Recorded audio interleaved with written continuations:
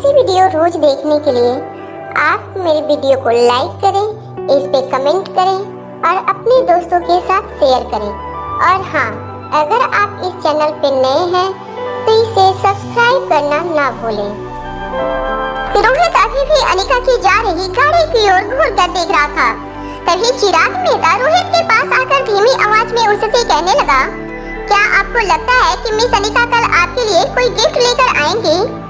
रोहित ने गुस्से से आंखें बड़ी करते हुए चिराग की ओर देखा।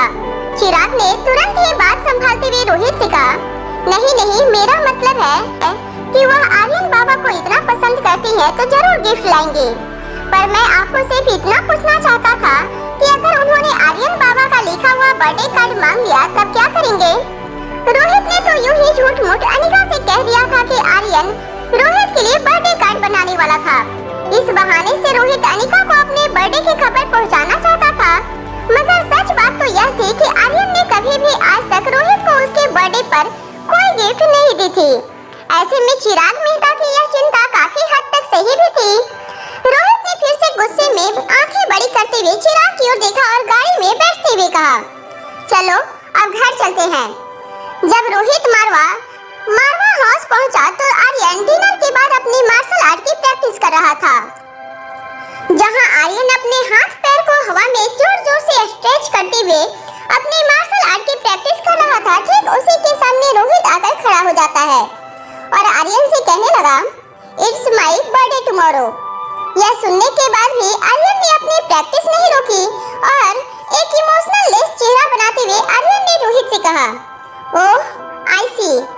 आर्यन जिस तरह से अपने हाथ स्ट्रेच कर रहा था वो थोड़ी सी गलती कर रहा था, क्योंकि रोहित खुद मार्शल आर्ट सीखा हुआ था। रोहित ने आर्यन का हाथ पकड़कर उसे सही तरीके से अपने हाथ को मोड़ने का तरीका सिखाते हुए कहा, बस तुम्हें इतना ही कहना था और कुछ नहीं कहोगे तुम?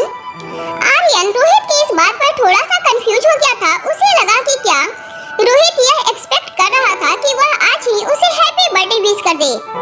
आर्यन अपनी प्रैक्टिस बंद करके हैरानी से रोहित को देखने लगा।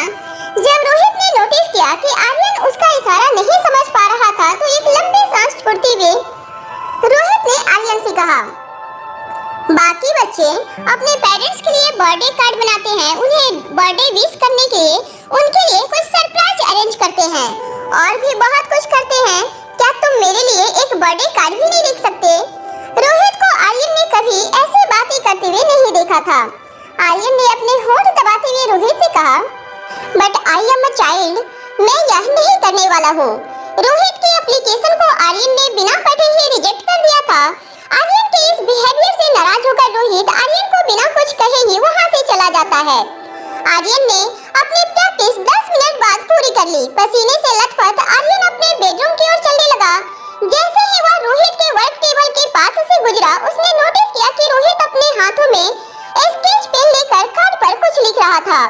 रोहित यह सब कुछ इतनी सीरियसली कर रहा था कि उसने अपने टेबल से कुछ ही दूर खड़े आर्यन को भी नोटिस नहीं किया।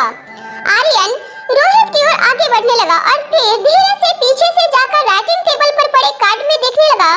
आर्यन देखना चाहता था कि आखिर इतने सीरियसली रोहित उस कार्ड में क्या लिख रहा था। आर्यन यह देखकर हैरान हो गया कि रोहित अपने लेफ्ट हैंड से कार्ड पर लिख रहा था। आज तक तो रोहित एक राइटली था, वो अचानक लेफ्टी कैसे हो गया? ये देखकर आर्यन को अपने डैड की मेंटल कंडीशन पर शक होने लगा था। रोहित अपने हाथों से एक ग्रीटिंग कार्ड पर हैप्पी बर्थडे डैडी लिख रहा था। ये देखकर आर्यन कंफ्यूज हो गया। रोहित की लिखावट इतनी बुरी थी कि पूरा का पूरा कार्ड बहुत ही सभी लग रहा था। आर्यन ने धीरे से अपनी डैडी के कंधे पर हाथ रखकर उन्हें पूछा, डैड, क्या आपको लगता है कि आपको किसी डॉक्टर की जरूरत है? अपने बेटे के मुंह से यह बात सुनकर रोहित बिना कुछ कहे वो कार्ड लेकर वहां से चला गया। मल्होत्रा हाउस। जब अनिका मल्होत्रा हाउस वापस पहुंची तब अंजलि मामी घर पर नहीं थी। अनिका को अंजलि मामी की चिंता होने लगी थी। अनिका को लगा कि कहीं फिर से राजचंद्र परिवार में से किसी ने अंजलि मामी को कोई तकलीफ पहुंचाने की कोशिश तो नहीं की थी। अनिका ने अंजलि मामी को मैसेज लिखते हुए पूछा, is everything all right? Anjali मामी ने कुछ ही सेकंड में अनिका को रिप्लाई देते हुए लिखा, हाँ, बस मुझे कुछ काम है इसलिए बाहर आई हूँ, जल्दी घर आ जाऊंगी। अंजलि मामी का यह मैसेज पढ़ते ही अनिका ने चैन की सांस ली और अपने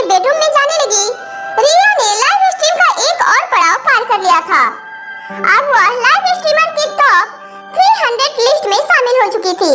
अगर सब कुछ इसी तरह चलता रहा तो अगले 5 दिन में वो टॉप 10 लाइव स्ट्रीमर की लिस्ट में भी शामिल हो जाएगी। पर आने वाले कुछ दिन बेहद टफ होने वाले थे। रिया को अगले राउंड में नामचीन और एक्सपीरियंस लाइव स्ट्रीमर के साथ मुकाबला करना था। छोटी सी रिया इन सब बातों से बिल्कुल अनजान थी। लाइव स्ट्रीम पर लोग ऑफ करते हुए उसने अपने फैन नानू को गुड बाय कहा। उसके बाद ब्रश करके वह सोने के लिए बेड पर चढ़ गई। जैसे ही रिया को नींद लगी, अनिका ने उठकर बगल के टेबल पर रखा अपना मोबाइल फोन उठाया। फिर अपने कानों में ईयरफोन लगाकर वह अपने मोबाइल से एक वॉइस रिकॉर्डिंग सुनने लगी। यह वॉइस रिकॉर्डिंग अनिका की माँ की थी। अनिका की माँ स्वाति ने अनिका के लिए एक आखिरी ऑडियो मैसेज छोड़ा था, जिसे अनिका लगभग हर रात सोने से पहले सुनती थी। वॉइस रिकॉर्डिंग में स्वाति ने कहा था, अनिका बेटा, जब तक तुम यह वॉइस रिकॉर्डिंग सुनोगी तब तक शायद तुम्हारी मम्मी तुम्हारे आसपास नहीं रहेगी, मगर अपनी मम्मी की एक बात याद रखना, अपनी ताकत को कभी भी दूसरों पर जाहिर मत होने देना। तुम क्या कर सकती हो, तुम्हारे पास क्या क्या पावर है, यह सिर्फ तुम्हें पता होना चाहिए। जब तक तुम इतनी स्ट्रांग नहीं हो जाती कि अपना और अपने चहेतों का दूसरों से बचाव कर सको, तब तक तुम्हें जमीन से जुड़े रहना है। अपनी माँ की और एक बात जरूर याद रखना, अगर तुमने अपनी शक्तियों का और अपनी ताकत का गलत इस्तेमाल करते हुए लोगों का ध्यान अपनी शक्तियों की ओर खींचा तो तुम्हारी जिंदगी बहुत मुश्किल में पड़ सकती है और तुम्हारे आसपास हमेशा खतरा बना रहेगा। इसलिए हमेशा जमीन से जुड़ी रहना। मेरे बच्चे, मैं तुमसे बहुत प्यार करती हूँ और करती रहूंगी। थोड़ी देर अपनी मम्मी को याद करते हुए अनिका की आंखें कब भर आई, इस बात को उसे भी पता नहीं चला। फिर अपने कानों से ईयरफोन निकालते हुए अनिका ने फिर से फोन पास रखे टेबल पर रख दिया और रिया के पास आकर सो गई। अनिका ने अपना एक हाथ अपनी आंखों पर रखकर सोने की कोशिश की, मगर न जाने क्यों आज अनिका को रोज की तरह नींद नहीं आ रही थी। बार-बार अनिका के सामने उस पर्दे के पीछे बैठे आदमी का ख्याल आ रहा था। व्हाइट सूट पहना हुआ आदमी न जाने क्यों अनिका के दिमाग से हट नहीं रहा था। अगले दिन सुबह करीब 10:30 बजे रिया की मीठी आवाज से अनिका की आंखें खुली। रिया को प्यार करते हुए अनिका ने रिया से कहा, माय स्वीट हार्ट, जाओ और जाकर जल्दी से तैयार हो जाओ।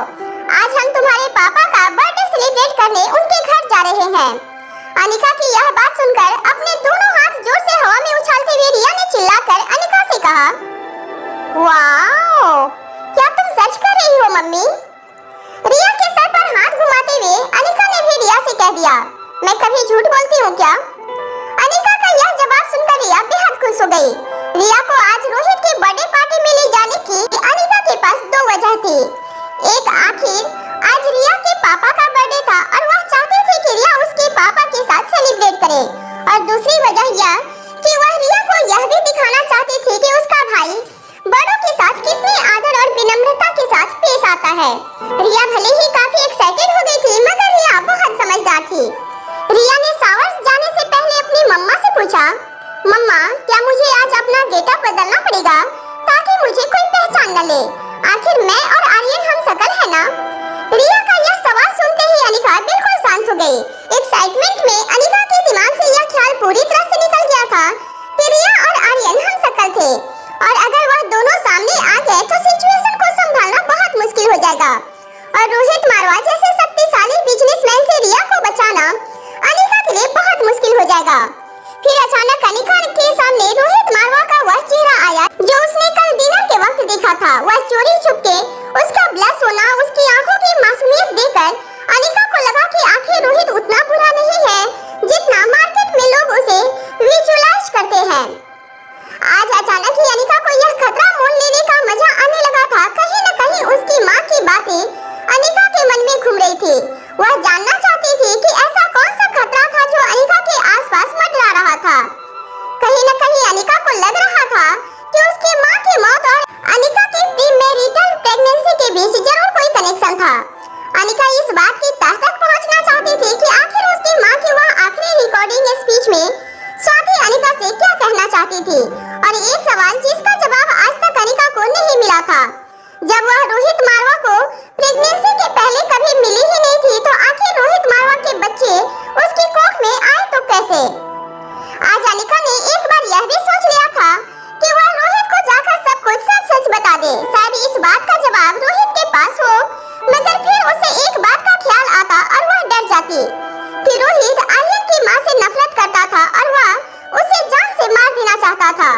इतने सारे ख्याल जब अनिका के दिमाग में एक साथ दौड़ने लगे तब रिया ने अनिका का हाथ पकड़कर फिर से उसे पूछा, कहो ना मम्मा, क्या मुझे आज गेटअप बदलकर जाना होगा क्या?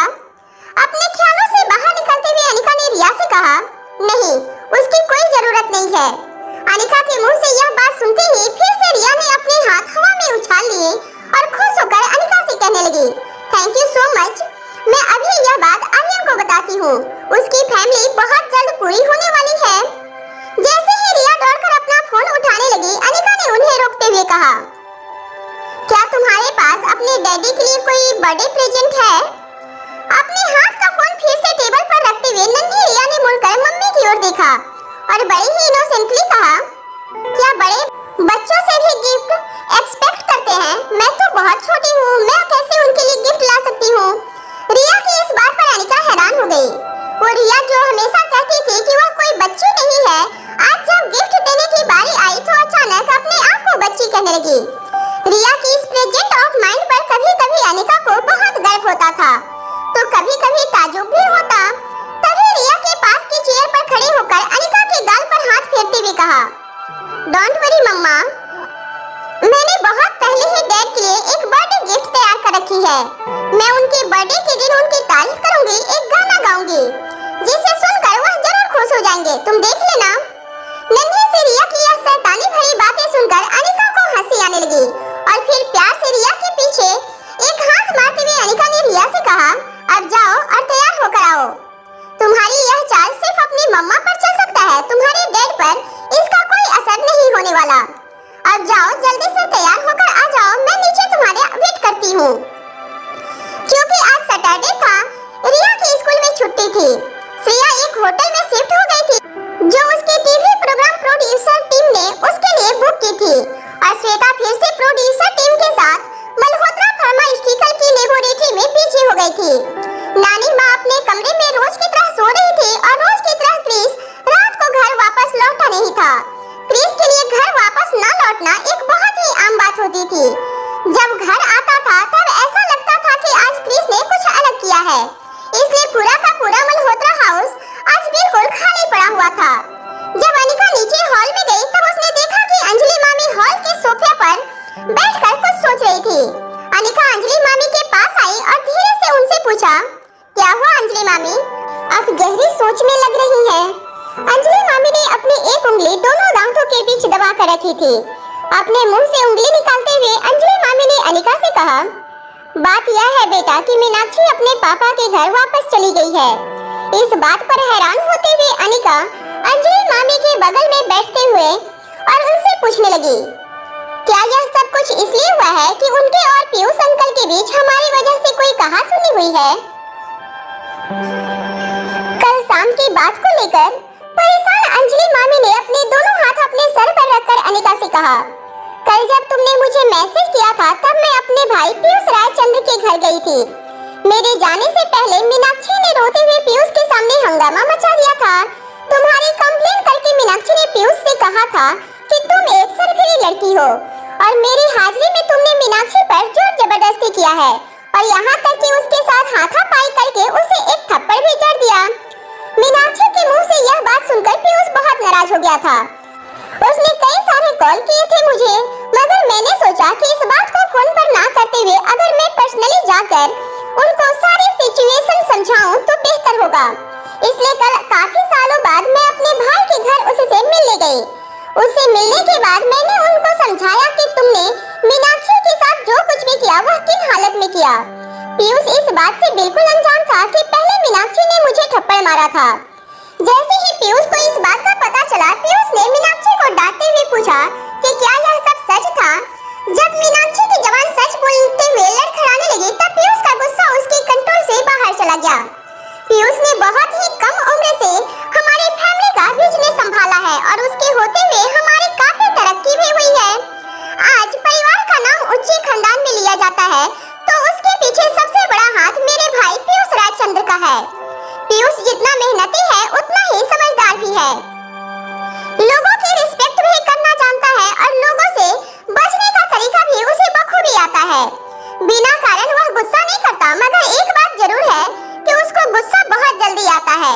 कोई झूठ बोले या फिर कोई ऐसी बात कर दे जो एथिकली सही ना हो तो पीयूष तुरंत आग बबूला हो जाता है। जब पीयूष ने मीनाक्षी की आंखों में झूठ पड़ा तो उससे कंट्रोल नहीं हुआ, इसलिए उसने गुस्से में आकर मीनाक्षी से कह दिया कि तुम मुझसे इतना बड़ा झूठ कैसे कह सकती हो। मगर बजाय इसके कि मीनाक्षी अपने किए पर शर्मिंदा हो या माफी मांगे, उल्टा वह पीयूष पर चिल्लाने लगी। वह पीयूष से कहने लगी कि हम इतने साल से शादी के बंधन में बंधे हैं, मगर आज भी तुझे मुझसे ज्यादा अपनी इस छोटी बहन पर विश्वास है। मैंने इस घर के लिए अपनी जिंदगी दी है और बदले में आज तुम मुझे क्या दे रहे हो मुझे पता है कि यह सब कुछ तुम क्यों कर रहे हो। सिर्फ इसलिए ना क्योंकि तुम यह समझते हो कि राजचंद्र परिवार की औकात मेरे मायके यानी कि आहूजा परिवार से कहीं ज्यादा है, इसलिए तुम भाई बहन मिलकर मुझे दबाने की कोशिश कर रहे हो। मैं सब जानती हूँ। ठीक है, तो अगर तुम अपनी इस बहन की बातों में आकर मेरी बेइज्जती कर सकती हो तो मैं भी तुम्हारे साथ रहना नहीं चाहती हूँ। मैं जा रही हूँ अपने घर हमेशा के लिए। यह कहकर मीनाक्षी घर से निकल गई। पीयूष ने मुझसे कहा कि मैं भी घर चली जाऊँ। अभी मीनाक्षी का गुस्सा थोड़े दिनों में ठंडा हो जाएगा, उसके बाद वह मीनाक्षी के साथ बैठकर झगड़ा सुलझा लेगा। मगर मैं इस बात से परेशान हूँ अनिका कि पीयूष और मीनाक्षी 20 साल से एक दूसरे के साथ हैं। उन्हें एक बेटा है, बेटी है। हमारी वजह से कहीं उन लोगों की शादीशुदा जिंदगी में कोई ऐसी दरार न आ जाए जिसका भुगतान पूरे परिवार को करना पड़े। भले ही मीनाक्षी का व्यवहार अनिका को बिल्कुल अच्छा नहीं लगता था, मगर वह समझती थी कि अंजलि मामी की चिंता जायज थी। अंजलि मामी को सांत्वना देते हुए अनिका ने उनकी पीठ पर अपना एक हाथ देते हुए कहा, आप चिंता मत कीजिए, सब कुछ ठीक हो जाएगा। तभी अचानक अंजलि मामी की आंखों से आंसू निकलने लगे और उन्होंने अनिका से कहा, आज सुबह से पीयूष किसी इम्पोर्टेंट मीटिंग में बिजी है। मैंने जब उससे फोन करके बात करने की कोशिश की तब पता चला पीयूष अभी भी मीनाक्षी पर बहुत गुस्सा था। पीयूष ने मुझसे कहा है कि जब तक मीनाक्षी अपने किए की माफी नहीं मांगती उससे वह उसे वापस घर नहीं ले आएगा। अंजलि मामी एक बात नहीं समझ पा रही थी कि आखिर इतने साल की शादीशुदा जिंदगी के बाद भी मीनाक्षी शांति से क्यों नहीं रह सकती थी। सब कुछ तो था उसके पास, प्यार करने वाला पति, नाम, पैसा, शोहरत, बच्चे। फिर उसकी जिंदगी में आखिर किस बात की कमी थी जो हमेशा उसे अंजलि मामी की इंसल्ट करने के बाद ही खुशी मिलती थी। अंजलि मामी यह सब कुछ सोच ही रही थी कि मीनाक्षी तेज कदमों से मल्होत्रा हाउस में चिल्लाती हुई आई। मीनाक्षी का चेहरा देखकर साफ नजर आ रहा था कि वह रात भर सोई नहीं थी और गुस्से से उसका चेहरा और आंखें दोनों लाल हो गए थे। ऐसा लग रहा था जैसे अनिका ने मारे हुए थप्पड़ का रंग अब तक मीनाक्षी के गालों से उतरा नहीं था। पहले ही मीनाक्षी इस वक्त काफी गुस्से में थी, मगर उसे अनिका के थप्पड़ की गूंज अभी भी कानों में महसूस हो रही थी। इसलिए अनिका से थोड़ी दूर खड़े रहकर मीनाक्षी ने अंजलि मामी से कहा, तुम दुनिया की पहली ऐसी बहन होगी जो अपने भाई का संसार बर्बाद करना चाहती है। आखिर क्या बिगाड़ा है हमने तुम्हारा, क्यों हमारी बसी बसाई जिंदगी को तहस नहस करने पर तुली हो। अंजलि मामी ने मीनाक्षी की आंखों में आंखें डालकर उनसे पूछा, क्या तुमने अपने किए की माफी मांग ली पीयूष से। अंजलि मामी के मुंह से यह सुनते ही मीनाक्षी तिलमिला उठी और अंजलि मामी से कहने लगी, किस बात की माफी मांगू मैं, जानती हूँ कि तुमने अपने भाई के कान भरे हैं, इसलिए वह अभी तक मुझे घर लेने नहीं आया। तुम क्या समझती हो कि तुम पूरे राजचंद्र परिवार पर कब्जा कर लोगी, क्योंकि अब उस घर पर मैं नहीं हूँ। यही तुम्हारी प्लानिंग थी ना, तुम्हारी और तुम्हारे नकचरे भांजी की। तुम कितनी बेशरम हो अंजलि। अरे तुम खुद एक शादीशुदा औरत हो, 2 बच्चों की माँ हो, तुम कैसे अपने भाई भाभी की जिंदगी में आग लगा सकती हो। क्या पैसों के लिए तुम इतना गिर गई। मैं जानती हूँ तुम दोनों की प्लानिंग अच्छी तरह से। तुम चाहती हो कि मैं तुम्हारे भाई के रास्ते से हट जाऊँ ताकि तुम इस बिन बिहाई माँ को अपने भाई के गले में डालकर राजचंद्र परिवार और उसकी प्रॉपर्टी पर कब्जा कर सको। मीनाक्षी के मुंह से ऐसी गिरी हुई बात सुनकर अंजलि मामी ने अपना कंट्रोल खो दिया और एक लंबी सांस छोड़ते हुए मीनाक्षी से कहा, बस करो मीनाक्षी, एक शब्द भी आगे बोली तो तुम्हारा मुंह तोड़ दूंगी। तुम खुद एक बेटी की माँ हो, जरा देखो इस बच्चे की ओर, इसमें और तुम्हारी बेटी में तुम्हें क्या कोई फर्क नजर आता है। शर्म करो मीनाक्षी, अगर तुम्हारे मुंह से किसी बाहर वाले ने ऐसी बात सुन ली तो हमारे खानदान के बच्चों के साथ कोई अपने बच्चे के रिश्ते नहीं जोड़ेगा। इतनी गंदी और गिरी हुई बात करने से पहले एक बार सोच लिया होता, लेकिन मैं भी किसे समझा रही हूँ। अगर सोचने समझने की शक्ति तुम में होती तो आज तुम्हें यह दिन देखना नहीं पड़ रहा होता। जो तुम देख रही हो, बहुत घमंड था ना तुम्हें अपने पैसों पर। आज मुझे लगता है कि तुमसे गरीब औरत इस दुनिया में कोई नहीं है। ऐसी बात करके तुमने न सिर्फ राजचंद्र परिवार का बल्कि अपने आहूजा परिवार का भी सर शर्म से झुका दिया है। यह पहली बार था जब अंजलि मामी ने किसी के साथ ऐसी बात की थी, मगर मीनाक्षी ने अभी जो बात कही थी वह अंजलि मामी को कितनी चुभी थी कि उनकी चीख शब्दों में बदलकर मीनाक्षी पर बरस पड़ी थी। मीनाक्षी अंजलि मामी की ऊंची आवाज सुनकर बिल्कुल हैरान खड़ी उन्हें देखती रही। थोड़ी देर बाद अपने पलकें झटकते हुए मीनाक्षी ने अपना एक पांव जोर से जमीन पर पटकते हुए कहा, तुम अब राजचंद्र परिवार का हिस्सा नहीं हो। तुम इस भिखमंगे मल्होत्रा परिवार का हिस्सा हो, राजचंद्र परिवार का, और तुम्हारा अब क्या लेना देना। राजचंद्र परिवार का अब मैं हिस्सा हूँ और मैं जानती हूँ कि तुम मुझे राजचंद्र परिवार से बाहर निकालना चाहती हो, मगर एक बात तुमसे कह दूं, तुमने और पीयूष ने हमेशा से मुझे नीचा दिखाने की कोशिश की। यह बात आज मैं जान चुकी हूँ।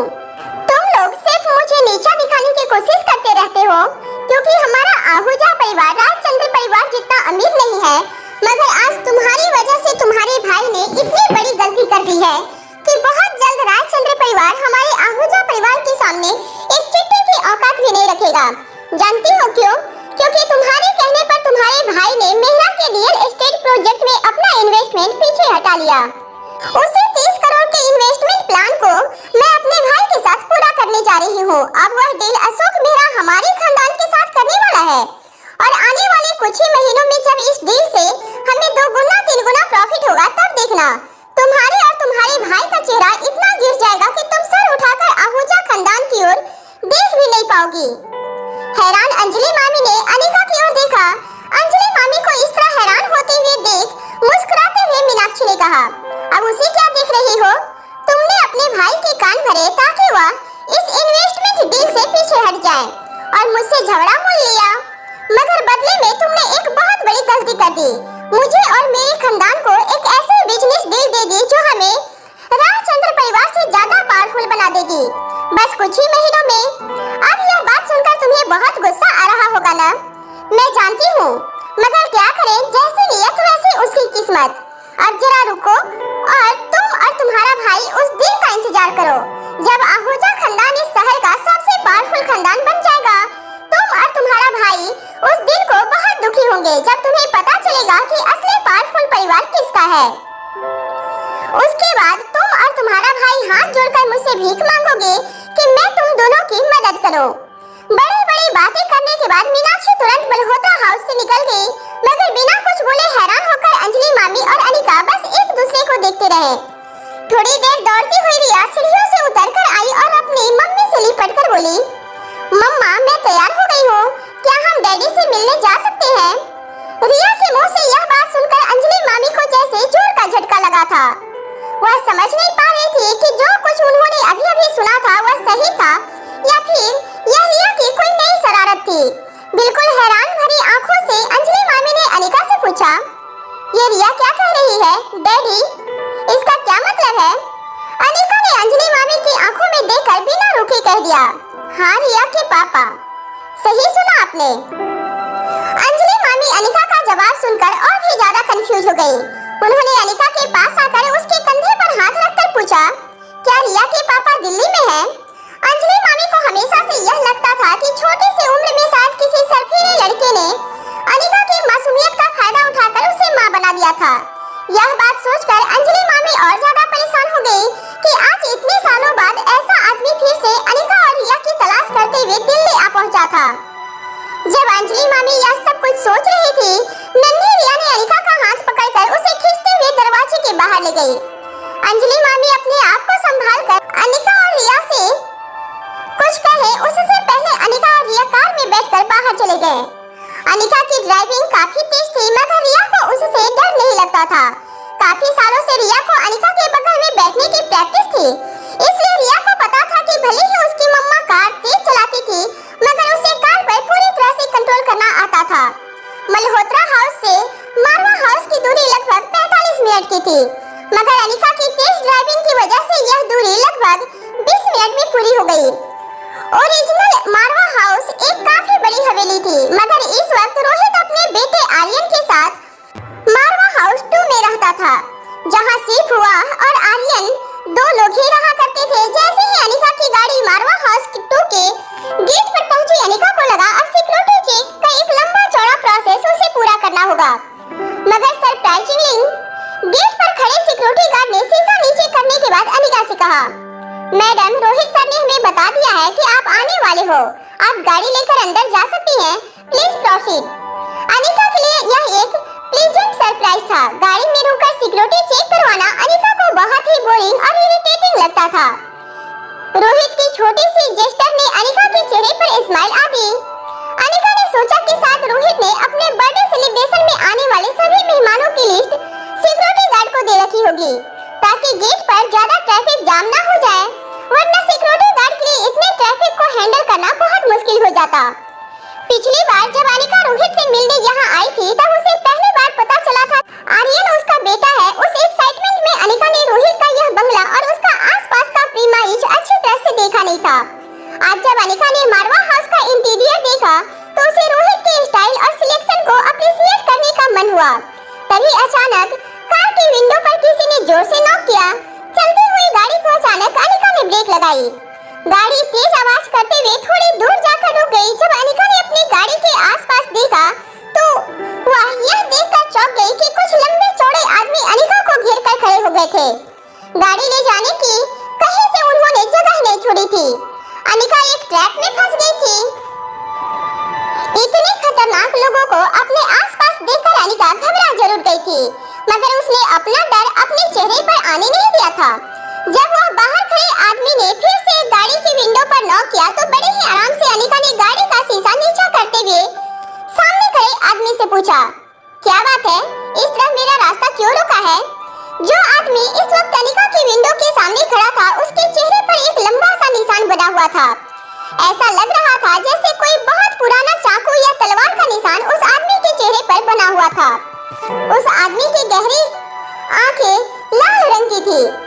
उस आदमी की आंखें देखकर लगता था जैसे आदमी सदियों से सोया नहीं था और बस दिन रात किसी की तलाश में भटकता रहता था। बहुत ही कर्कश वाइब्रेटिंग आवाज में उस आदमी ने अनिका को घूरते हुए कहा, गाड़ी से बाहर निकलो अभी के अभी। आदमी के इस तरह के बर्ताव को देखकर अनिका को समझ नहीं आ रहा था कि आखिर इस प्रकार का आदमी रोहित के इतने शानदार विला में कर क्या रहा था, और आखिर अनिका को इस तरह डराकर यह आदमी अनिका से क्या चाहता था।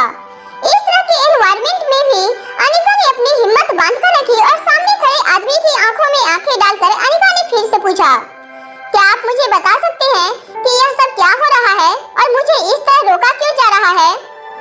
विंडो के पास खड़ा आदमी अनिका को कुछ कहे उससे पहले उसके पीछे खड़े एक आदमी ने अनिका को देखते हुए कमेंट पास की, यह लड़की तो कमाल है यार, गजब का रूप रंग है इसका। जैसे ही पीछे खड़े आदमी ने अनिका के बारे में ऐसा कहा, शीशे के पास खड़े 2-3 लोग अनिका को अजीब तरीके से घूरने लगे। सभी लोगों की आंखों में हवा से साफ नजर आ रही थी। तभी वह आदमी जो अनिका के ठीक बगल में खड़ा था और जिसके चेहरे पर गहरा निशान बना हुआ था, वह अपनी कर्कश आवाज में धीरे से बोला, बकवास बंद करो तुम लोग, हमारा मकसद मत भूलो। हमारा मकसद है मारवा का बच्चा, इसके अलावा और किसी तरह के झमेले में नहीं फंसना है हमें। अगर तुम्हें लड़की चाहिए तो एक बार हमारा यह काम खत्म हो जाए, उसके बाद जो पैसा मिलेगा उसके बाद तुम लोग जो करना चाहे कर सकते हो। लड़कियां तो और भी मिल जाएगी, इससे भी ज्यादा खूबसूरत। फिलहाल जो काम करने आए हो उस पर ध्यान दो। उस आदमी के मुंह से यह बात सुनकर अब अनिका का डर उसके चेहरे पर भी साफ नजर आने लगा था। अनिका इतना समझ चुकी थी कि यह लोग रोहित मारवा के आदमी नहीं थे, बल्कि विला में जबरदस्ती घुस आए कुछ गुंडे थे। अनिका डरी जरूर थी, मगर फिर भी उस आदमी का सामना करते हुए अनिका ने उससे पूछा, क्या आप रोहित मारवा के बेटे की तलाश में आए हो? तभी उस आदमी ने अनिका के बगल में बैठी रिया की ओर देखते हुए कहा, हाँ, और मैं अपना टारगेट कभी नहीं छोड़ता। मैडम, अगर तुम अपना भला चाहती हो तो तुम्हें पता है कि तुम्हें क्या करना है। उस बच्चे को मेरे हवाले कर दो और हम तुम्हें जाने देंगे, वरना एक बात ध्यान से सुन लो, अगर बीच में तुमने कोई भी चालाकी करने की कोशिश की तो ना यह बच्चा बचेगा और ना तुम। यह बात सुनते ही अनिका इतना समझ चुकी थी कि यह सारे गुंडे उसके बेटे को लेने आए थे और शायद यह डरावना सा दिखने वाला आदमी कोई ऐसा गुंडा था जिसे लोग पैसे देकर गैर कानूनी काम करवाया करते थे। अक्सर ऐसे लोग पैसे लेकर किसी का किडनैप कर लेते थे तो किसी का मर्डर कर देते थे और इसके बदले में ऐसे घिनौने काम करवाने वाला शख्स इन्हें इतनी मोटी रकम देता था कि आने वाले कई महीनों तक यह लोग अंडरग्राउंड हो जाते थे और उन पैसों से ऐश करते थे। एक बात तो तय थी कि मारवा खानदान पर हाथ डालने वाला गुंडा कोई आम गुंडा नहीं होगा और सामने खड़े आदमी को देखकर यह बात साफ पता चलती थी कि आदमी बेहद खतरनाक और चालाक था। ऐसे काम करने में शायद इसे महारत हासिल थी। ऐसे खतरनाक आदमी से अनिका को अपने बच्चे की हिफाजत करनी थी, मगर अनिका को इस वक्त कुछ सूझ नहीं रहा था कि वह कैसे रिया को इन बदमाशों के चंगुल से बचाए। जब अनिका ने आसपास की दीवारों पर देखा तो अचानक उसकी नजर सर्विलांस कैमरा पर पड़ी। उन बदमाशों ने सारे कैमरा डिस्ट्रॉय कर दिए थे ताकि सिक्योरिटी की नजर इन पर ना पड़े। साथ यह लोग बहुत लंबी प्लानिंग करके आए थे। अनिका को इनका अटैक देखकर यह बात समझ में आ गई थी कि यह लोग शायद पिछली रात ही बंगले की दीवार कूदकर अंदर आ गए थे और सर्विलांस कैमरा डिस्ट्रॉय करने के बाद एक लंबे समय तक झाड़ियों के बीच छुपे हुए थे। वो लोग यह बात पहले से जानते थे कि आर्यन कहीं भी अगर आता जाता था तो 4-5 बॉडीगार्ड से हमेशा घिरा हुआ होता था। यह लोग बस वह मौका तलाश रहे थे जब आर्यन या तो बंगले के परिसर में अकेला खेल रहा हो और या तो किसी ऐसे इंसान के साथ हो जिसे यह बदमाश आसानी से काबू में कर सके और आर्यन को अगवा कर सके। रिया की ओर देखकर विंडो के पास खड़ा हुआ बदमाश अपने चेहरे पर एक खतरनाक सी स्माइल देकर कहने लगा, हमसे बचने के लिए लड़कियों के कपड़े पहनकर बैठ गया है। यह डरपोक बच्चा अमीरजादों की औलाद है। इन अमीरजादों की औलाद ही हमेशा डरपोक ही पैदा होती है। देखो कैसे मर्द होने के बावजूद औरतों के कपड़े का सहारा लेकर हमसे बचने की कोशिश कर रहा है। यह 6 साल का लड़का। जब उस आदमी ने रिया को देखते हुए यह सब कहा तो उसके पीछे खड़े कुछ बदमाश रिया को देखकर हंसने लगे। तभी विंडो के पास खड़े हुए बदमाश ने अपनी बात पूरी करते हुए कहा, यह तो अच्छा हुआ कि मैंने पहले से तस्वीर देख कर रखी थी, वरना तो हमें चकमा देकर यह लोग निकल जाते और हमें पता ही नहीं चलता कि कार में कोई लड़की नहीं बल्कि रोहित मारवा का बेटा बैठा है। रिया को देखकर उस बदमाश की आंखों में एक अजीब सी खुशी दिखाई देने लगी। रिया के रूप में उसे मिलने वाली इनाम की रकम साफ नजर आ रही थी। अपने हाथों से अनिका का चेहरा पीछे हटाते हुए उस आदमी ने अपने गंदे और बड़े हाथ रिया की ओर लंबे किए। जैसे ही उसके हाथ रिया की गर्दन पर पहुंचने वाले थे, अचानक ही उस आदमी का हाथ जोर से स्टीयरिंग व्हील के बीच में फंसाते हुए अनिका ने इतनी जोर से मोड़ा कि उस आदमी की चीख निकल गई। अनिका ने रिया से कहा, रिया बेटा एक काम करो, तुम गाड़ी के पीछे की सीट पर जाकर बैठ जाओ और अपना कोई भी पसंदीदा गाना गाओ और हाँ, अपनी आंखें बंद रखना। जब तक मम्मा ना कहे तब तक अपनी आंखें मत खोलना।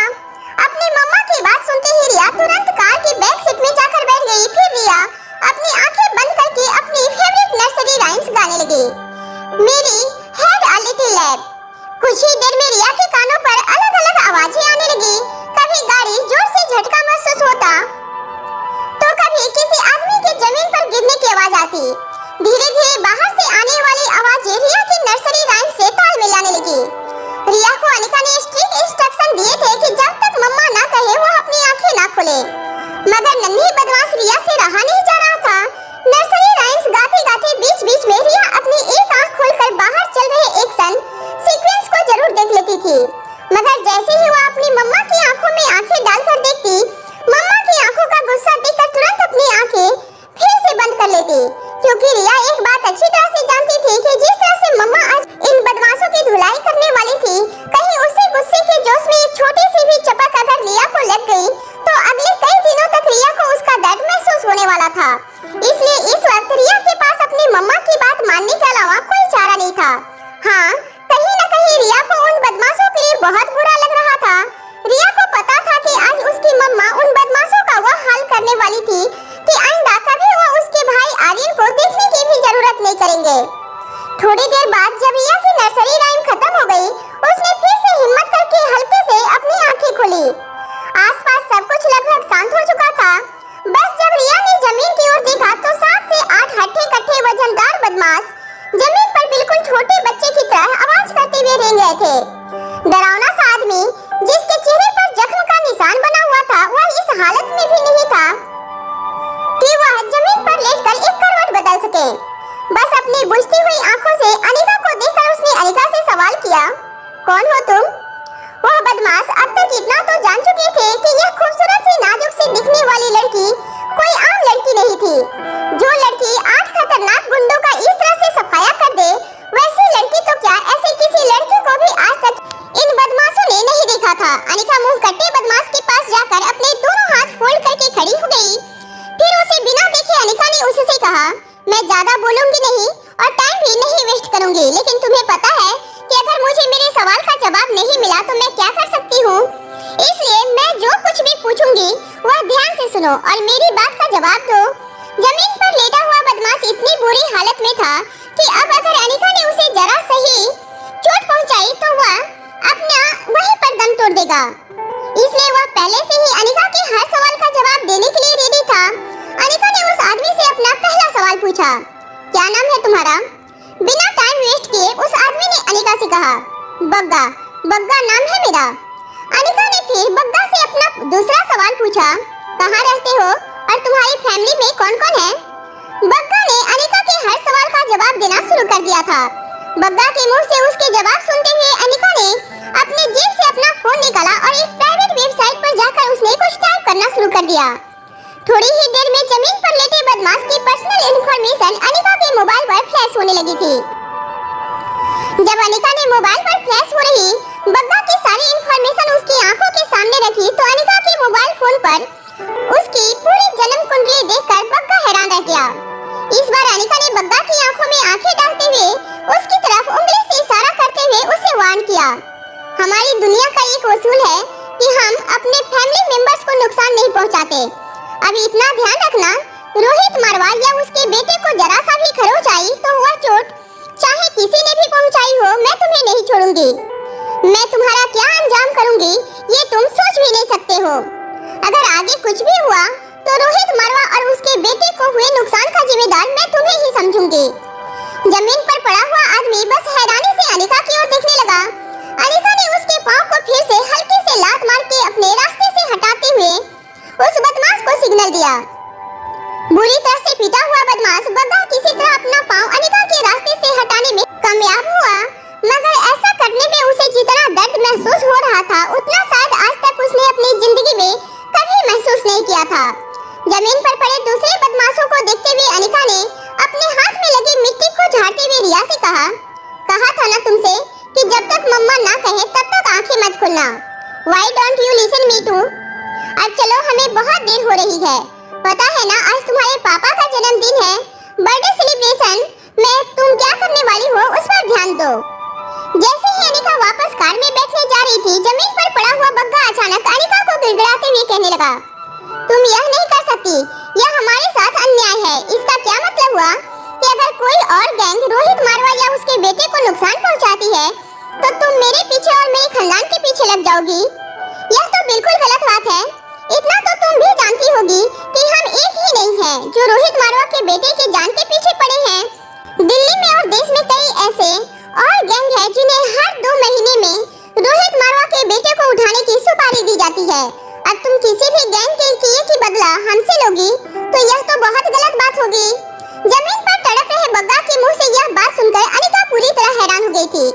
उसे यह समझ में नहीं आ रहा था कि उसके छोटे से बेटे के पीछे आखिर इतने खतरनाक गुंडे क्यों पड़े थे और क्यों इतने सारे लोग एक अकेले आर्यन की जान के पीछे पड़े थे। आज इस हालात को देखते हुए अनिका ने इसे भी एक भगवान का चमत्कार ही माना था कि इतना खतरनाक होने के बावजूद आर्यन अब तक सेफ था। नीचे पड़ा बग्गा अपनी बात को आगे बढ़ाते हुए कहने लगा, इस वक्त तुम्हें क्या लगता है मेरी अकेले की गैंग है जो इस मौके की तलाश में बैठी थी कि कब रोहित मारवा का बेटा उनके हाथ लगे? अभी इस वक्त तुम इस मारवा आउट हाउस में खड़ी हो। बिल्कुल इसी वक्त इस मारवा हाउस के आसपास और उसके अंदर कम से कम 4 या 5 गैंग इस बच्चे को उठाने के लिए इसका इंतजार कर रहे होंगे। कितनों से बचा सकोगी तुम इस बच्चे को? और अगर मान लो कि तुमने आज बचा भी लिया तो कब तक बचा पाओगे? और आखिर इस बच्चे को बचाने के पीछे तुम्हारा मकसद क्या है? कौन हो तुम? मेरा कहा मानो रोहित मारवा के बच्चे को भूल जाओ। इसे बचाना तुम्हारे बस की बात नहीं है। बग्गा की यह बात सुनते ही अनिका ने बग्गा के पास जाकर जोर से उसके मुंह पर एक लात मार दी और फिर अपने एक हाथ से बग्गा का कॉलर पकड़कर अनिका ने बग्गा से पूछा, मुझे बताओ, आर्यन के नाम की सुपारी किसने दी है तुम्हें? जमीन पर लेटा हुआ बग्गा हैरत और डर से अनिका की आंखों में देखने लगा। अनिका का सवाल बार-बार उसके कानों में गूंजने लगा था। अनिका ने एक बार फिर जोर से पूछा, बताओ, आर्यन के नाम की सुपारी किसने दी है? बग्गा इस बार बुरी तरह फंस गया था। ना तो वह अनिका से लड़ पा रहा था और न ही वह अनिका को झूठ बोल पा रहा था, क्योंकि वह जानता था उसका एक झूठ उसके परिवार के लिए खतरा बन सकता था। अनिका ने बग्गा के सामने ही बग्गा की पूरी जन्म कुंडली अभी फोन पर निकाल ली थी और बग्गा यह बात अच्छी तरह जानता था कि जो लड़की बग्गा और उसके खूंखार साथियों का यह हालत कर सकती थी, वह बग्गा के परिवार वालों के साथ क्या कर सकती थी। बग्गा बिल्कुल धीरे-धीरे अटक-अटक कर अनिका को कहने लगा, मिस्टर रोहित मारवा एक बहुत बड़े आदमी है और बड़े आदमियों की यह खासियत होती है कि उनके दोस्त से ज्यादा दुश्मन होते हैं। बिजनेस की दुनिया में रहकर रोहित मारवा ने भी दोस्त से ज्यादा दुश्मन कमाए हैं। इसलिए यह कहना बहुत मुश्किल है कि इन सारे दुश्मनों में से किसने आर्यन की सुपारी दी है। मैं अपने बच्चे की कसम खाकर कह रहा हूँ कि मुझे नहीं पता कि मारवा के बेटे की जान के पीछे इस वक्त कौन पड़ा है, मगर सिर्फ इतना जानता हूँ कि वह कोई एक इंसान नहीं है, वह झुंड में शिकार करते हैं। बग्गा की कांपती हुई आवाज और डरी हुई आवाजों से अनिका एक बात समझ चुकी थी कि इस बार बग्गा जो कुछ भी कह रहा था वह सब सच था। अपनी कही हुई बात याद दिलाई अनिका ने बग्गा से कहा, मैंने जो कुछ भी तुमसे कहा था वह हमेशा याद रखना। बग्गा को जमीन पर पटकते हुए अनिका अपनी गाड़ी में बैठकर वहां से चली गई। बग्गा और उसके बदमाश साथी जमीन पर पड़े हुए कार से जाती हुई अनिका को देखने लगे। तभी बग्गा के एक साथी ने बग्गा से कहा, अब क्या करें सरदार? एक लड़की से पीटने के बाद बग्गा की अपने साथियों के सामने बड़ी बेइज्जती हुई थी। बग्गा की इतनी बड़ी शर्मनाक हार से बग्गा बुरी तरह से टूट चुका था। बग्गा ने अपने साथी से कहा, अब हम कर ही क्या सकते हैं? इंतजार और लंबा इंतजार, चलो झाड़ियों में जाकर छुप जाते हैं। तभी बग्गा के एक साथी ने हैरान होकर बग्गा से पूछा, क्या आप अभी भी उस बच्चे की जान लेना चाहते हैं? बग्गा ने अपने साथियों का गिरेबान पकड़ते हुए अपनी पूरी ताकत लगाकर उससे कहा, अगर उस बच्चे को कुछ भी हुआ तो मैं तुम लोगों को जिंदा नहीं छोड़ूंगा। अब हमें यही रहना होगा और इंतजार करना होगा कि अगर कोई और गैंग आकर उस बच्चे पर हमला करे तो हमें उस बच्चे को बचाना होगा। अगर उस बच्चे को कुछ भी हो गया तो मैं तुम में से किसी को जिंदा नहीं छोड़ूंगा। यह बात सब लोग अपने भेजे में उतार लो। यह कहकर बग्गा और उसके साथी फिर उसी जगह पर चले गए जहां अनिका के आने से पहले वह छुपकर आर्यन के आने का इंतजार कर रहे थे। कार में बैठी रिया अचानक कूदकर फिर से अपनी मम्मा के बगल में पैसेंजर सीट पर आ गई और फिर अपनी मम्मा को एक किस देते हुए पूछने लगी, वाह सुपर मम्मी, आज तो तुमने कमाल कर दिया। मम्मा, तुम सचमुच सुपर मॉम हो। Love you and I am proud of you mom. मगर यह लोग कौन थे और क्या चाहते थे? गाड़ी को पार्किंग एरिया में पार्क करने के बाद अनिका ने अपने पर्स से कुछ लिपस्टिक और कॉस्मेटिक का सामान निकाला और फिर गाड़ी के आईने में देखकर अपना मेकअप ठीक करने लगी। वैसे तो अनिका ज्यादा मेकअप नहीं करती थी, मगर आज गुंडों के साथ हुई हाथापाई के बाद उसे लगा कि उसे अपना हुलिया जरा सा ठीक कर लेना चाहिए। थोड़ी सी लिपस्टिक लगाते हुए अनिका ने कहा, अभी जो कुछ भी हुआ है उसके बारे में तुम अपने डैड से कुछ नहीं कहोगी, समझ गई? यहाँ पर तुम्हारे भाई को बहुत खतरा है। बस हमें किसी तरह तुम्हारे भाई को संभाल कर इस घर से बाहर ले जाना है और फिर हम तीनों देश छोड़कर कहीं दूर चले जाएंगे। बस फिर हम तीनों वहाँ हमेशा हमेशा के लिए खुशी खुशी रहेंगे, जहाँ तुम्हारे भाई को इन गुंडों से या तुम्हारे डैड के दुश्मनों से कोई खतरा न हो। नन्ही सी रिया अपनी माँ की यह बात सुनकर टेंशन में आने लगी। इस बार वो यह सोच में पड़ गई थी कि इतनी मेहनत करने के बाद भी रिया और आर्यन के पूरे परिवार को जोड़ने की प्लानिंग उसे फेल होते हुए नजर आ रही थी। आखिरकार डैड के कितने दुश्मन हैं, यह बात सोचकर मम्मा ने यह फैसला कर लिया था कि अब वह डैड के साथ नहीं रहेंगे, बल्कि आर्यन को लेकर वह देश छोड़कर चली जाएंगी, डैड से बहुत ज्यादा दूर। मारवा हाउस में आर्यन काफी एक्साइटेड लग रहा था क्योंकि आधा घंटा पहले रिया ने उसे मैसेज करके यह बात बताई थी कि वह बहुत जल्द उसकी पूरी फैमिली रियूनाइट होने वाली है और रिया और अनिका बहुत ही जल्द उसके बंगले पर उनसे मिलने आने वाले थे। मगर इससे पहले कि रिया और अनिका बंगले में आते, आर्यन अपने डैड को यह समझाना चाहता था कि वह रिया और अनिका के साथ कोई ऐसा बर्ताव न करे जिससे अनिका को उन पर गुस्सा आ जाए। इसलिए आर्यन रोहित को ढूंढते हुए रोहित के ऑफिस में पहुंच गया। मारवा हाउस में रोहित ने अपने लिए एक केबिन बनाई थी जहां बैठकर वह ऑफिस का सारा काम करता था। जब भी रोहित को ऑफिस जाने का मूड नहीं होता, वह घर रहकर भी अपना सारा काम बड़ी आसानी से इस ऑफिस के जरिए कर लेता था। नन्हा सा आर्यन ऑफिस के कांच का दरवाजा खोलते हुए अंदर आ गया। आर्यन ये देखकर चौंक गया कि आज ऑफिस में रहते हुए भी रोहित मारवा लैपटॉप पर बैठकर काम नहीं कर रहा था, बल्कि आईने में देखकर अपना सूट एडजस्ट कर रहा था। रोहित मुड़ कर आईने की ओर देखने लगा था कि हर एंगल से उसका सूट फिटिंग से परफेक्ट था या नहीं। रोहित मन ही मन यह भी सोच रहा था कि आज के ऑपरेशन के लिए क्या ब्लैक सूट पहनना सही रहेगा, जो उसे काफी स्मार्ट और एलिगेंट लुक देता था, या फिर उसे व्हाइट सूट पहनना चाहिए जो आज के ओकेजन के हिसाब से काफी वाइब्रेंट लग सकता था। मगर रोहित को यह बात भी पता थी कि उसके स्किन टोन के हिसाब से डार्क कलर रोहित पर काफी ज्यादा सूट होते थे। रोहित ने अभी तक यह भी डिसाइड नहीं किया था कि वह किस तरह के जूते पहनने वाला था। जब रोहित आईने में देख रहा था, तब अचानक उसे आर्यन की आवाज सुनाई दी। आर्यन की ओर देखकर रोहित अपनी एक आईब्रो ऊपर करते हुए आर्यन से पूछा, क्या हुआ, क्या चाहिए तुम्हें? इसके बाद थोड़ी देर तक आर्यन जमीन की ओर देखकर कुछ सोचने लगा। फिर अचानक ही कुछ देर बाद आर्यन ने रोहित की आंखों में आंखें डालकर रोहित से कहा, dad, you have a daughter. Aryan की बात सुनते ही रोहित हैरान होकर आर्यन को देखने लगा। फिर बाप बेटे बिना कुछ बोले, बिना हिले डुले काफी देर तक एक दूसरे को देखते रहे। फिर अचानक ही रोहित अपनी चुप्पी तोड़ते हुए आर्यन से कहने लगा, अच्छा, और कहाँ है वो? रोहित की इस बात पर जवाब देते हुए आर्यन ने कहा, आप उसे बहुत जल्दी मिलने वाले हैं। जैसे ही आर्यन ने यह कहा, आर्यन के हाथ में जो फोन उसने पकड़ा था वह वाइब्रेट होने लगा। आर्यन ने जब स्क्रीन की ओर देखा तो उसे एक नोटिफिकेशन आया था। आर्यन को रिया ने एक ऑडियो मैसेज भेजा था। जब आर्यन ने अपने कान में ईयरफोन लगाकर रिया का भेजा हुआ मैसेज सुना तो वह मैसेज सुनकर हैरान हो गया। रिया ने मैसेज में आर्यन से कहा था, मम्मा इस वक्त डैड को कुछ नहीं बताना चाहती, तो तुम जल्दबाजी में डैड से कुछ मत कह देना। अभी रुक जाओ, जब तक मैं तुम्हें आगे की कोई इन्फॉर्मेशन नहीं देती हूँ।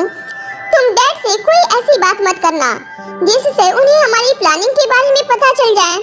रिया का मैसेज सुनकर आर्यन पूरी तरह से फंस गया था। वह एक ऐसे चक्रव्यूह के बीच में फंस गया था जहाँ से बाहर जाने का रास्ता अब उसे कहीं दिखाई नहीं दे रहा था। आर्यन ने उसके डैड से आधी बात कह दी थी। अब सामने खड़ा रोहित आर्यन की बात पूरी होने का इंतजार कर रहा था। फिर धीरे से रोहित आर्यन के पास आया और अपना सवाल दोहराते हुए आर्यन से पूछने लगा, आर्यन, मैंने अभी कुछ पूछा है तुमसे, कहाँ है मेरी बेटी? रोहित का सवाल दोबारा सुनकर आर्यन का गला पूरी तरह से सूख चुका था। उसे समझ नहीं आ रहा था कि अब वह अपने डैड को इस सवाल का क्या जवाब देता। आर्यन को पता था कि पहले ही एक गलतफहमी की वजह से रोहित इस बात से परेशान था कि आर्यन के अंदर एक लड़की छुपी हुई है, और अब आर्यन की इस तरह की बातें सुनकर पता नहीं रोहित आर्यन के बारे में क्या सोचने लगेगा। लेकिन जब आर्यन को कोई और रास्ता नहीं सूझा, तब अपनी गर्दन टेढ़ी करके एक प्यारी सी मुस्कान रोहित को देते हुए आर्यन ने कहा, जरा एक बार मेरी तरफ देखो। यह कहते हुए आर्यन अपने दोनों हाथ हवा में लहराकर गोल गोल घूमने लगा। लगभग 4-5 राउंड घूमने के बाद आर्यन ने रोहित से पूछा, क्या मैं क्यूट और खूबसूरत नहीं हूँ? अगर आपकी बेटी होती तो आज बिल्कुल ऐसी ही लगती। ऐसा नहीं लगता आपको कि मैं भी कभी कभी एक छोटी बच्ची जैसा लगता हूँ? आर्यन के मुंह से यह बात सुनकर रोहित का चेहरा टेंशन और हैरानी से भर गया था। अभी जो आर्यन ने कहा था उसे किसी तरह रोहित अनसुना करना चाहता था, मगर अफसोस वो यह नहीं कर सकता था, और न ही वह इस बात को भूल सकता था कि अभी आर्यन ने अपने आप को एक लड़की बताया था। रोहित को अब तक इस बात का विश्वास हो गया था कि आर्यन के मेंटल हेल्थ से रिलेटेड इश्यूज अब ज्यादा सीरियस होने लगे थे। आज रोहित ने अपनी आंखों के सामने अपने बेटे को एक अलग ही पर्सनालिटी में बदलते हुए देखा था। 2 मिनट पहले जो आर्यन बिल्कुल ठीक ठाक लड़के जैसा बर्ताव कर रहा था, वह कुछ ही सेकंड में लड़कियों जैसी हरकतें करने लगा था। आर्यन को इस तरह देखकर रोहित ने एक बात तय कर ली थी कि वह किसी भी तरह आर्यन को अपने इस मेंटल स्टेटस से बाहर निकाल कर रहेगा, चाहे उसके लिए आर्यन को बड़े से बड़े डॉक्टर के पास ले जाना पड़े। अपने डैड की आंखों में अपने लिए इस तरह की फिक्र देखकर आर्यन खुद शर्म से लाल हो गया था, मगर इस वक्त वह ऐसे चक्रव्यूह में फंसा था जिससे वह सच बोलकर बाहर नहीं निकल सकता था। आर्यन निराश होकर धीरे कदमों से फिर से रोहित मारवा की ऑफिस से बाहर निकलने लगा। आर्यन को इस तरह चलते हुए देखकर ऐसा लग रहा था जैसे आर्यन जिंदगी के उस बोझ का मारा था जिसे ढोना अब उसका कर्तव्य बन चुका था। इतनी छोटी सी उम्र में आर्यन रिलेशनशिप और जिंदगी के ऐसे भौर में फंसा था जो शायद कोई 40 साल का आदमी भी हैंडल ना कर पाता। अचानक ही मारवा हाउस की डोरबेल बजी। इससे पहले कि आर्यन दरवाजा खोलने जाता, रोहित आर्यन से आगे निकलकर दरवाजे की ओर चलने लगा, मगर दरवाजे के पास पहुंचते ही रोहित ने दरवाजा नहीं खोला।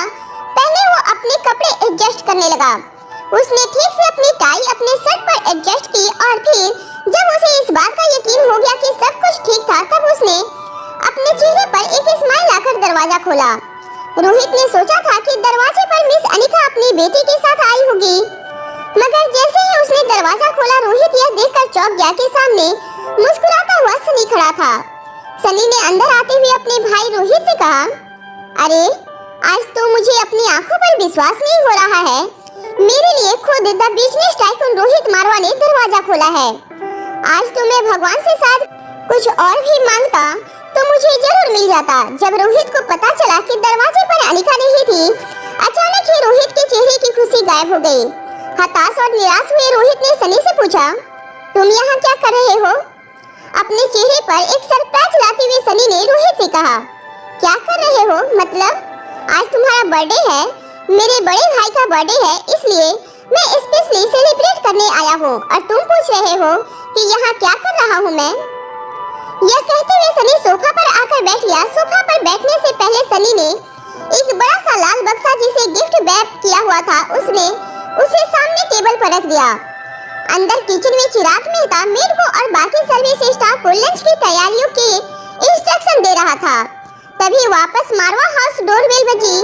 इस बार रोहित को पक्का यकीन था कि दरवाजे पर जरूर अनिका आई होगी। रोहित अनिका के लिए दरवाजा खोलना चाहता था, मगर जैसे ही रोहित दरवाजा खोलने के लिए अपनी जगह से उठा, इस बार सोफे पर बैठा हुआ सनी दौड़कर मेन डोर खोलने लगा। जब रोहित ने देखा कि सनी दौड़कर मेन डोर खोलने गया है, तो वह निराश होकर फिर से वही हॉल में सोफा पर बैठ गया। रोहित ने पास पड़ी एक मैगजीन अपने हाथों में पकड़ ली और मैगजीन पढ़ने का नाटक करने लगा, मगर रोहित की आंखें बिल्कुल मेन डोर पर जमी हुई थी। वहाँ जैसे ही सनी ने दरवाजा खोला, सनी की आंखें चौड़ी हो गई, यह देखकर कि दरवाजे पर कौन खड़ा था।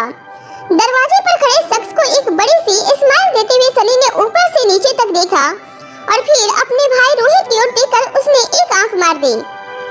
रोहित जो अब तक मैगजीन पढ़ने का ढोंग कर रहा था, उसने मैगजीन एक तरफ रख दी और अपनी जगह से खड़े होकर हैरानी से मेन डोर की ओर देखकर कहा, तुम यहाँ क्यों आई हो?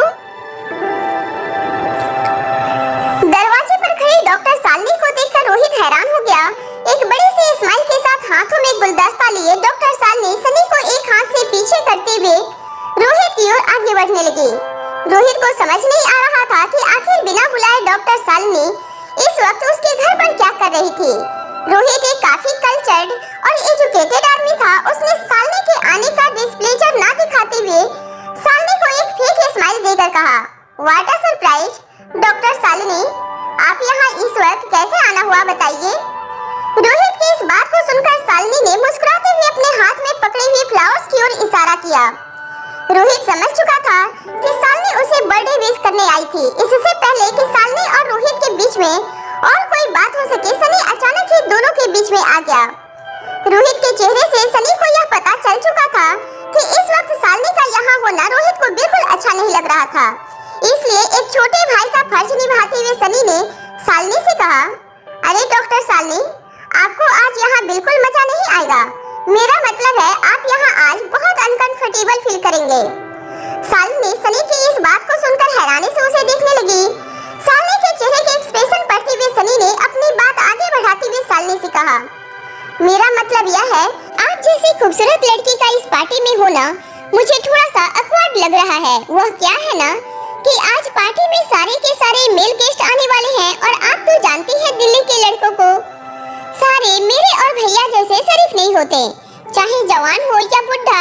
इतनी खूबसूरत लड़की को अगर पार्टी में देखेंगे तो मेरा मतलब है कि आप बहुत अनकंफर्टेबल फील करेंगी। I hope you understand. Sunny Shalini को यह कहना चाहता था कि अपना गुलदस्ता यहाँ टेबल पर रखो, रोहित को बर्थडे विश करो और इधर से निकल जाओ, मगर सालनी सनी की ये चाल कामयाब नहीं होने देना चाहती थी। मुस्कुराते हुए उसने सनी से कहा, तुम मेरी फिक्र मत करो, मैं अपने आप को कैरी करना जानती हूँ। वैसे भी मैं भी दिल्ली की कॉलेज में पढ़ी हुई लड़की हूँ, लड़कों से घिरे रहने की आदत है मुझे, मैं अपने आप को संभाल सकती हूँ। By the way thanks for your concern. यह कहने के बाद डॉक्टर सालनी सीधे किचन की ओर जाने लगी। सालनी को इस घर में इस तरह कंफर्टेबली घूमते हुए देखकर रोहित और सनी दोनों शॉक हो गए थे। सनी सालनी को पीछे से घूरने लगा। सालनी ने बेहद हाई हील्स, एक छोटा सा स्कर्ट और ब्लैक लेस टॉप पहना था। सनी ने एक बार तो रोहित की ओर देखकर धीरे से पूछा, कहीं मैं आपका कोई प्लान तो नहीं खराब कर रहा? सनी की इस बात पर रोहित बिना कुछ रिएक्ट किए सोफे पर बैठ गया। रोहित समझ नहीं पा रहा था आज अचानक क्यों इतने बिन बुलाए मेहमान उसके घर में एक के बाद एक आने लगे थे, और जिस मेहमान को बुलाया गया था वो तो अब तक पहुंची ही नहीं थी। जैसे ही डॉक्टर सालनी किचन के अंदर एंटर हुई, फिर से मारवाड़ हाउस की डोरबेल बजने लगी। इस बार रोहित ने वहीं रुकने का इशारा किया। तभी किचन से बाहर निकलते हुए डॉक्टर सालिनी ने रोहित और सनी से कहा, आप लोग रुकिए, मैं देखती हूँ कौन है दरवाजे पर। सालिनी की इस हरकत पर रोहित, मारवा और सनी दोनों एक दूसरे को देखने लगे जैसे दोनों को अभी अभी 440 वोल्ट का झटका लगा था। जैसे ही डॉक्टर सालिनी ने दरवाजा खोला, सामने खड़ी अनिका को पार्टी ड्रेस में सजी हुई देखकर सालिनी की आंखें चौड़ी हो गई। सालिनी शायद अनिका से यह कहना चाहती थी कि आज वह बहुत खूबसूरत लग रही थी, मगर अपने एक्सप्रेशन और अपनी मन की बातों को कंट्रोल करते हुए सालिनी ने अनिका से कहा, तुम यहाँ क्या कर रही हो? यह कहते हुए सालिनी दरवाजे के बाहर आकर अनिका के पास खड़ी हो गई और पीछे से उसने दरवाजा थोड़ा सा बाहर की तरफ मोड़ लिया, जिससे रोहित बाहर खड़ी अनिका को ना देख सके। अनिका ने अपनी एक आईब्रो ऊपर करते हुए डॉक्टर सालिनी से कहा, क्यों, क्या मैं यहाँ नहीं आ सकती? अनिका की इस बात पर तुरंत डॉक्टर सालिनी ने जवाब देते हुए कहा, देखो, मारवा खानदान और मल्होत्रा खानदान में बहुत फर्क है। क्या तुम स्टेटस की मान मर्यादाओं को भूल चुकी हो पूरी तरह से? बिन बुलाए इस तरह पार्टी में आने का क्या मतलब है, जानती हो? खैर, आई थिंक तुम्हें इन सब बातों से कोई फर्क नहीं पड़ता। जहाँ बड़ा आदमी देखा नहीं कि पाँव फिसलना शुरू। मैं बहुत अच्छी तरह से जानती हूँ तुम जैसी लड़कियों को, मगर हाँ, तुम्हें यह जानकर बहुत दुख होगा कि अभी अभी मिस्टर रोहित मारवा ने कहा है कि इस पार्टी में कोई लड़कियां शामिल नहीं हो सकती, इसलिए तुम जा सकती हो। यह कहने के बाद डॉक्टर सालिनी बंगले के अंदर जाकर अनिका के मुंह पर मेन गेट बंद कर दिया और अंदर सोफा के पास खड़े रोहित ने सालिनी को इस तरह दरवाजा बंद करते हुए जब देखा तो वह हैरान रह गया। रोहित ने अपने कदम आगे बढ़ाते हुए डॉक्टर सालिनी से पूछा, डॉक्टर सालिनी, कौन आया था? डॉक्टर सालिनी ने अपने बाल बनाते हुए रोहित को एक बड़ी सी स्माइल देकर कहा, सिक्योरिटी गार्ड की टीम आई थी आपको बर्थडे विश करने के लिए। मैंने उनसे कह दिया कि अंदर आकर तुम्हें विश कर दे, तो उन्होंने कहा कि नहीं, इस वक्त वह आपकी प्राइवेसी को डिस्टर्ब नहीं करना चाहते। मस्ट से आपका स्टाफ काफी स्मार्ट है, वह समझते हैं कि कब अपने बॉस को अकेला छोड़ देना है और कब उन्हें सिक्योरिटी देनी है। I like that. यह कहते हुए डॉक्टर सालिनी धीरे से रोहित के पास आने लगी। डॉक्टर सालिनी की यह बात सुनकर रोहित को थोड़ा अजीब लगा, क्योंकि सिक्योरिटी गार्ड तो सुबह ही रोहित को फूल देकर उसे बर्थडे विश कर चुके थे। फिर इस वक्त वापस आकर विश करने का क्या मतलब हो सकता था? और इन सब के बीच में रोहित को यह नहीं समझ आ रहा था कि आखिर अनिका अब तक पहुंची क्यों नहीं थी। रोहित को अब ऐसा लगने लगा था कि शायद अनिका उसके बर्थडे पर आना ही नहीं चाहती थी, मगर कल जब रोहित ने उसे घर आने का इनविटेशन दिया था तब शायद उसकी बात रखने के लिए अनिका ने उसकी हाँ में हाँ मिला दी होगी। रोहित बेसब्री से दरवाजे की ओर देखने लगा। रोहित की आंखों में देखकर ऐसा लग रहा था जैसे रोहित अपनी आंखों के पावर से ही दरवाजे को खोलना चाहता था और देखना चाहता था कि दरवाजे के उस पर खड़ी अनिका है या नहीं। ऐसे ख्याल आते ही रोहित अचानक इरिटेट होने लगा था। रोहित को बार-बार यह लग रहा था कि जब उसने आज की अपनी पार्टी सेलिब्रेशन को इतनी अच्छी तरह प्लान किया था, तो बार-बार अनचाहे लोग उस पार्टी में आकर उसका मूड खराब क्यों करने लगे थे? और आखिर अनिका अब तक आई क्यों नहीं थी? सनी जो रोहित के सामने सोफा पर बैठकर अपनी गेम खेलने में लगा था, वह रोहित को देखकर अचानक ही पूछने लगा, क्या तुम किसी का इंतजार कर रहे हो? क्या तुम्हें किसी खास के आने का इंतजार है? रोहित ने अपने कंधे हवा में उछालकर सनी से कहा, बिल्कुल नहीं, मैंने किसी को नहीं बुलाया। और तुम्हें ऐसा क्यों लग रहा है जैसे मैं किसी का वेट कर रहा हूँ? यह सुनते ही शालिनी मुस्कुराकर फिर से किचन की ओर चली गई। रोहित के चेहरे से यह साफ पता चल रहा था कि वह मन ही मन कुछ सोच रहा है और जो वह अपनी जुबान से बोल रहा है वह सच नहीं है। अनिका के बारे में सोचते हुए रोहित सनी से दूर एक कोने में रखे पियानो के पास जाकर बैठ गया। पियानो के की पर अपनी उंगलियां घुमाते हुए रोहित सोचने लगा, जब मैंने सामने से अनिका को इतना अच्छा मौका दिया था मेरे पास आने का, तो वह इस मौके का फायदा क्यों नहीं उठा रही है? अगर सचमुच अनिका मुझसे प्यार करती है और मेरे करीब आना चाहती है, तो उसे इस मौके को दोनों हाथों से उठा लेना चाहिए था। और अगर अनिका मेरे पास नहीं आना चाहती है, तो यह मुझे क्यों हो रहा है? मैं क्यों उसका इतना बेसब्री से इंतजार कर रहा हूँ? और शायद उसके ना आने से मुझे अब बुरा भी लग रहा है। यह मेरे साथ क्या हो रहा है? अभी रोहित यह सब कुछ सोच ही रहा था कि आर्यन अपने कमरे से दौड़ते हुए बाहर आया और रोहित के पियानो पर अपने दोनों हाथ रखते हुए बड़े ही गुस्से के साथ रोहित से कहने लगा, मैंने सुना है कि आपने मॉम को अंदर आने से मना कर दिया। आप ऐसा कैसे कर सकते हैं? यह कहते हुए आर्यन ने अपना एक हाथ जोर से पियानो पर दे मारा।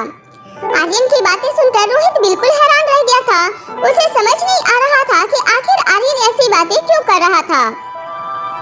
क्या यह आर्यन का मेंटल फेस था जिसमें उसे बार-बार अनिका में उसे उसकी मां नजर आती थी? और अगर ऐसा था भी तो इस वक्त वो अनिका यहाँ मौजूद भी नहीं थी, फिर उसे अंदर आने से मना करने का तो सवाल ही पैदा नहीं होता था। और इस वक्त तो रोहित खुद चाहता था कि किसी तरह अनिका उसके सामने आ जाए।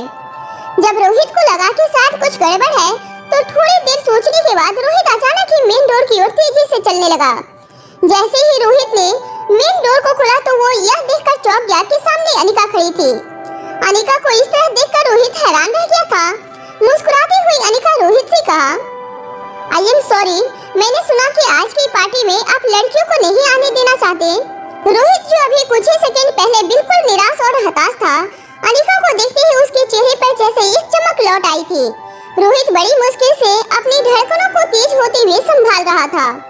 रोहित का चेहरा एक्साइटमेंट से लाल हो गया था और द बिजनेस टाइकून रोहित मारवा तेज सांसें लेते हुए अनिका से कहने लगा, यस ऑफ कोर्स, आज मैं किसी और फीमेल गेस्ट को एंटरटेन नहीं कर सकता, क्योंकि आज मेरे घर पर एक बहुत ही स्पेशल छोटी सी फीमेल गेस्ट उसकी मॉम के साथ आने वाली है। रोहित ने प्यार से मुस्कुराते हुए अनिका के बगल में खड़े बच्चे की ओर देखा। बच्चे को देखते ही रोहित की नजरें जैसे एक पल के लिए बच्चे पर जम गई।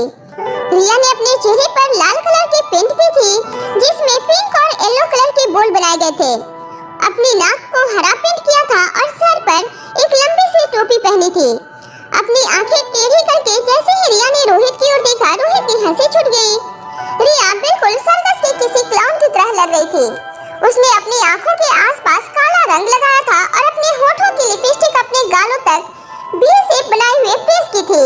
रिया का असली चेहरा इस रंग बिरंगे आकारों में पूरी तरह से छुप गया था, मगर नन्ही सी रिया इस गेटअप में बहुत ही क्यूट लग रही थी। उसकी बड़ी बड़ी आंखें देखकर किसी भी इंसान को रिया से एक पल में ही प्यार हो जाता। नन्ही सी रिया ने पीछे खड़ी डॉक्टर शालिनी की ओर इशारा करते हुए रोहित से कहा, वह बड़ी आंटी हमें अंदर नहीं आने दे रही थी। रोहित हैरान होकर शालिनी की ओर देखने लगा। शालिनी को इस बात का एहसास नहीं था कि उसने अभी थोड़ी देर पहले जिस अनिका को घर से बाहर जाने को कहा था, वह नन्हे आर्यन के साथ कांटेक्ट में थी।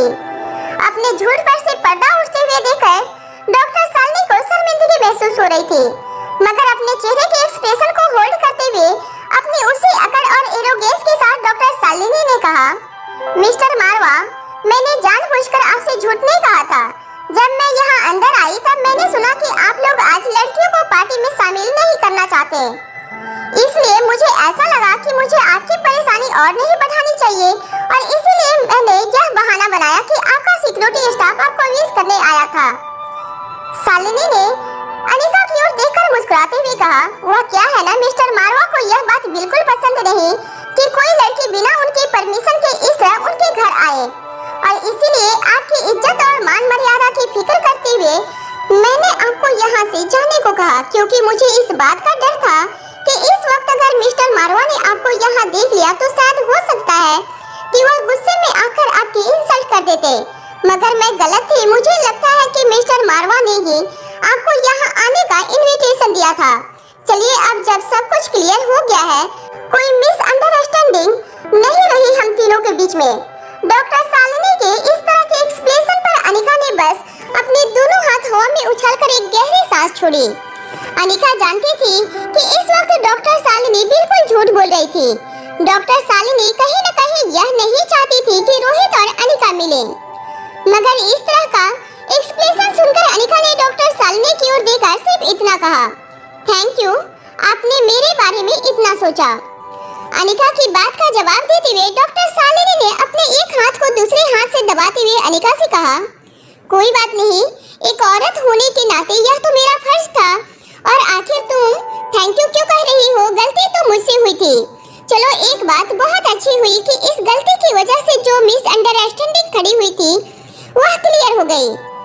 अनिका डॉक्टर शालिनी की इस बात पर एक करारा जवाब देना चाहती थी, तभी डॉक्टर शालिनी के कानों पर एक आवाज पड़ी, बहाने बनाने में आप सचमुच एक मास्टर हैं डॉक्टर शालिनी, मगर सच तो यह है कि आप दूसरी लड़कियों को मिस्टर मारवा से दूर करके खुद उनके पास आना चाहती हैं।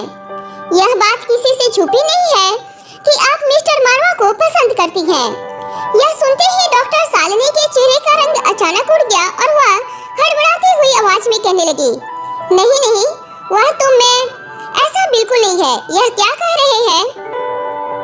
जो आवाज अभी अभी अनिका के कानों पर पड़ी थी, अनिका को ऐसा लगा जैसे यह आवाज अनिका ने पहले भी कभी सुनी थी। जैसे ही अनिका ने पीछे मुड़कर देखा, वह